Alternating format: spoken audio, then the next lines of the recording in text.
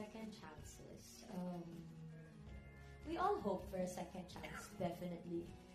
Diba, lahat tayo, tao lang, we're human beings. Even ako, sa sarili ko, alam ko na magkakamali at magkakamali ako. Makaka-disappoint ako ng tao, whether it's intentional or unintentional. Given yung tao tayo, nagkakamali. And we all,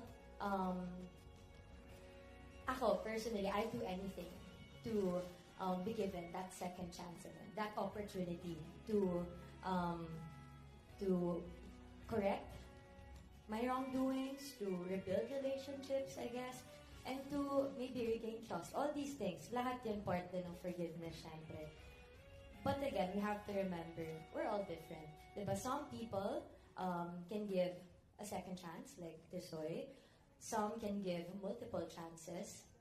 And some